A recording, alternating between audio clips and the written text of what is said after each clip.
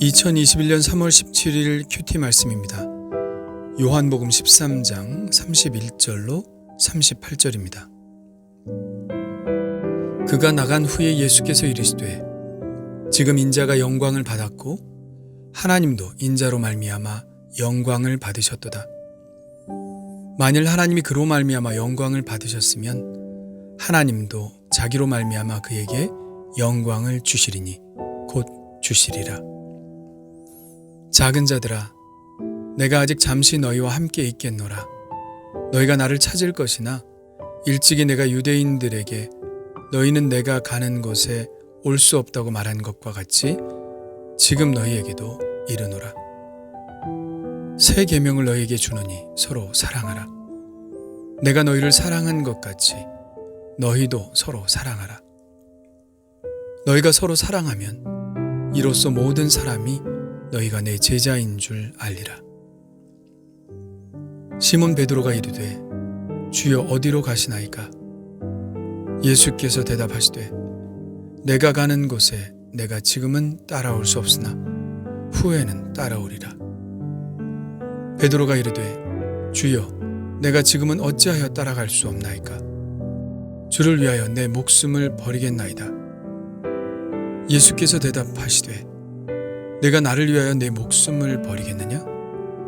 내가 진실로 진실로 내게 이르노니 닭 울기 전에 내가 3번 나를 부인하리라.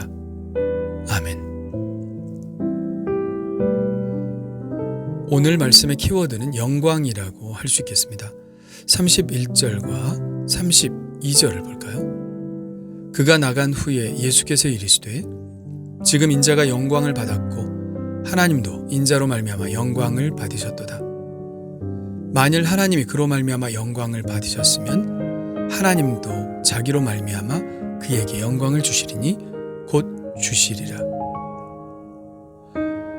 예수님은 지금 당신이 영광을 받으셨다고 말씀하십니다. 그리고 하나님도 예수님 때문에 영광을 받으셨다고 말씀하시죠. 이것은 이미 12장에서 하나님의 음성으로 확인된 바지요. 이방인들이 예수님을 찾아오자 예수님은 이렇게 말씀하십니다. 인자가 영광을 얻을 때가 왔도다. 그러고 나서 예수님은 하나님 아버지께 기도를 드리시죠. 아버지요, 아버지의 이름을 영광스럽게 하옵소서. 이 기도는 예수님이 우리에게 가르쳐 주신 기도의 맨 앞에 위치하는 기도죠. 하늘에 계신 우리 아버지요, 이름이 거룩히 여김을 받으시오며. 예수님의 간절한 바람은 하나님의 이름을 영화롭게 하는 것이었습니다. 그리고 당신이 그렇게 사셨듯이 우리에게도 이 기도를 가르쳐 주심으로 우리도 그렇게 살기를 원하셨던 것이죠. 이 예수님의 기도에 하나님은 이렇게 응답하십니다. 내가 이미 영광스럽게 하였고 또다시 영광스럽게 하리라. 예수님을 통해 하나님은 이미 영광을 받고 계시다는 말씀인 것이죠. 이 예수님의 바람은 우리의 인생의 목적이 또한 무엇이 되어야 하는지를 알려주십니다. 1647년 영국 의회에서 작성된 웨스트민스터 소요리 문답의 첫 번째 질문과 답은 이렇습니다. 사람의 제일 되는 목적은 무엇입니까? 사람의 제일 되는 목적은 하나님을 영화롭게 하는 것과 그를 영원토록 즐거워하는 것입니다. 소요리 문답의 제1문이 이 질문인 것은 이유가 있죠. 이 질문에 제대로 대답하지 못하면 나머지 교리를 다 안다고 해도 아무 소용이 없다는 것입니다. 이것은 우리 인생에 있어서도 마찬가지죠. 인생이 그 목적을 알지 못하면 그의 인생은 헛것이 됩니다. 그래서 존 웨슬리의 어머니 수산나 웨슬리도 매일 저녁 자녀들이 잠자리에 들기 전 이 질문을 했다고 합니다. 내 인생의 목적이 무엇이냐? 그러면 자녀들은 하나님을 영화롭게 하는 것입니다. 이렇게 대답을 했죠. 예수님이 이 땅에 오신 목적이 하나님을 영화롭게 하는 것이듯이 우리의 삶의 목적도 하나님을 영화롭게 하는 것이 되어야 함을 다시 한번 마음에 새깁니다. 그렇다면 하나님 아버지께 영광을 돌리기 위해 예수님께서 하신 일은 무엇일까요? 17장의 예수님의 기도에서 읽을 수 있는데요. 아버지께서 내게 하라고 주신 일을 내가 이루어 아버지를 이 세상에서 영화롭게 하였사오니, 하나님 아버지께서 주신 사명을 이루는 삶을 사는 것, 그것이 바로 예수님이 하나님께 영광을 돌리는 일이었습니다. 그렇다면 하나님이 예수님께 주신 사명은 무엇일까요? 12장에서 이렇게 말씀하시죠. 나를 보내신 아버지께서 내가 말할 것과 이를 것을 친히 명령하여 주셨으니 나는 그의 명령이 영생인 줄 아노라. 하나님께서 예수님을 이 땅에 보내신 이유는 사람들에게 영생을 주시기 위해서입니다. 이 영생의 일을 이룸으로 예수님은 아버지 하나님을 영화롭게 하는 것이고요. 이것은 우리가 아주 잘 암송하고 있는 구절을 통해서도 알 수 있습니다. 하나님이 세상을 이처럼 사랑하사 독생자를 주셨으니 이는 그를 믿는 자마다 멸망하지 않고 영생을 얻게 하려 하심이라. 예수님은 우리에게 영생을 선물로 주시기 위해 이 땅에 오셨고 십자가에 자신을 들이셔야 했죠. 그리고 지금 유다가 밖으로 빠져나갔으니 정말 얼마 후면 예수님은 십자가의 길을 걸어가셔야 합니다. 예수님은 이렇게 그의 희생을 통해서 하나님 아버지께 영광을 돌리실 것입니다. 그리고 하나님도 예수님을 영화롭게 하시지요. 예수님을 죽은 자 가운데서 일으키셔서 사람들로 하여금 그리스도로 인정하게 하시고 승천으로 말미암아 하나님 보좌 우편에 앉히시며 세상 모든 사람들로 존귀한 어린 양 예수 그리스도의 이름을 찬양하게 하실 것입니다. 이것에 대해서 바울은 이런 찬양을 올려드렸죠. 이러므로 하나님이 그를 지극히 높여 모든 이름 위에 뛰어난 이름을 주사 하늘에 있는 자들과 땅에 있는 자들과 땅 아래에 있는 자들로 모든 무릎을 예수의 이름에 꿇게 하시고 모든 입으로 예수 그리스도를 주라 시인하여 하나님 아버지께 영광을 돌리게 하셨느니라. 예수님은 하나님을 영화롭게 하고 하나님은 예수님을 영화롭게 하십니다. 영광의 상호작용이 일어나는 것이죠. 그런데 여기서 중요한 점이 있습니다. 이 영광의 상호작용의 주제는 바로 우리 사람들이라는 것이죠.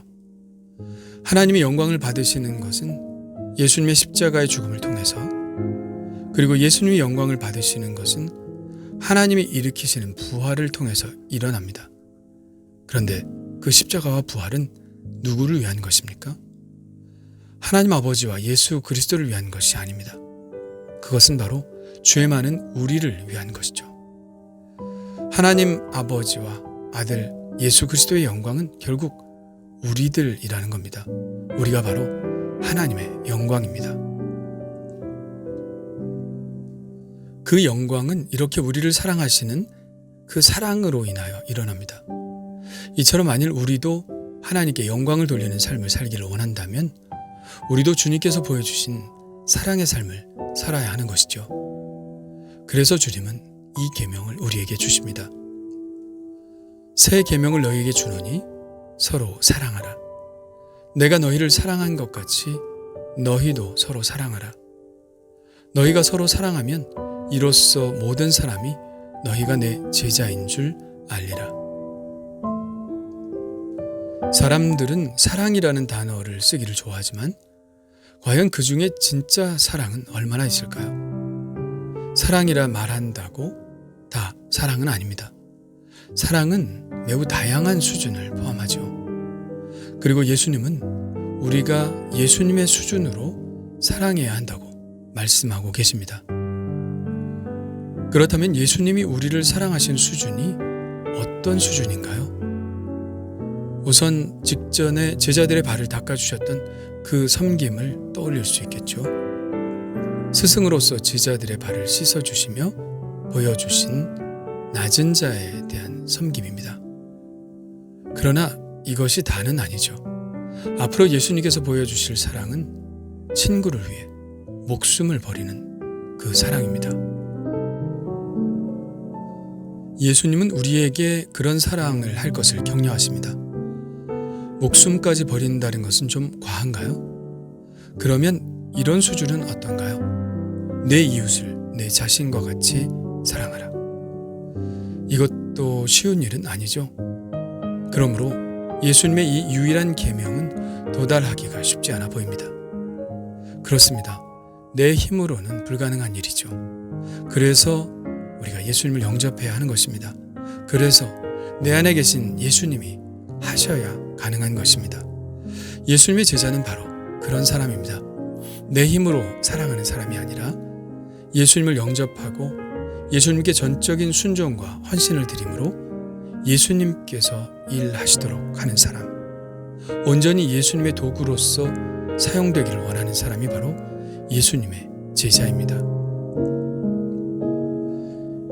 이제 앞으로 나올 포도나무 비유에서 예수님은 이 부분을 아주 명확히 설명하시죠. 너희가 내 안에 거하고 내 말이 너희 안에 거하면 무엇이든지 원하는 대로 구하라. 그리하면 이루리라. 너희가 열매를 많이 맺으면 내 아버지께서 영광을 받으실 것이요 너희는 내 제자가 되리라. 예수님을 의지하고 예수님께 전적으로 의탁하는 삶을 살아갈 때 우리는 사랑의 삶을 살게 되고 그 열매가 나타나게 될 것입니다. 그것은 결코 우리가 맺은 열매가 아니죠. 우리를 통해서 예수님이 맺으시는 열매입니다. 그 열매를 통해서 하나님은 영광을 받으시고 우리는 바로 예수님의 제자가 되는 것이죠. 베드로는 그 사랑에 자신이 있었나 봅니다. 그는 이렇게 말합니다. 주를 위하여 내 목숨을 버리겠나이다. 과연 그럴 수 있었을까요? 이렇게 빨리 예수님이 사랑하신 그 사랑의 수준으로 올라갈 수 있었을까요? 베드로는 과연 그랬나요? 아니요. 그렇지 못했다는 것을 우리는 잘 압니다. 자기의 능력으로 예수님의 사랑을 본받겠다는 것은 한낱 객기에 불과하죠. 우리는 절대로 할 수 없습니다. 반드시 실패할 것입니다. 호기롭게 나섰던 베드로는 금방 무너져 버렸죠. 그러나 그는 다시 일어섰습니다. 성령님이 그 안에 들어오셨을 때, 바로 예수님의 영이 그 안을 지배하게 되었을 때 그는 비로소 예수님이 말씀하신 그 사랑을 할 수 있게 되었죠. 우리가 하나님께 영광을 돌리는 것도, 그것을 통해서 또 내가 영광을 얻게 되는 것도 결국은 우리의 사랑을 통해서입니다. 다른 방법은 없습니다. 단 하나의 계명, 바로 사랑의 계명을 통해서만 하나님과 우리의 영광의 상호작용이 일어납니다. 그리고 그 사랑은 내가 할 수 있는 것이 아니라 예수님께 온전히 붙어 있을 때 내 능력이 아니라 내 안에 계신 예수님의 능력으로만 할 수 있는 것이죠. 그걸 잘하는 사람이 바로 예수님의 제자입니다. 우리가 그것을 잘한다면 모든 사람들은 우리를 예수님의 제자로 알아볼 것입니다. 예수님을 추구한다면, 예수님을 추구하여 사랑한다면, 그 사랑으로 아버지를 영화롭게 한다면, 그렇다면 우리는 예수님의 제자입니다. 그럼 과연 나는 예수님의 제자일까요? 주님 감사합니다. 저의 인생의 목적을 다시 한번 상기시켜 주셔서 감사드립니다. 오직 아버지 하나님의 이름이 거룩히 여김을 받으시도록 하는 삶을 살게 하여 주옵소서. 그것이 바로 사랑의 삶임을 깨닫사오니 나의 힘으로가 아니라 오직 예수님의 힘으로 그 사랑을 살게 하여 주옵소서.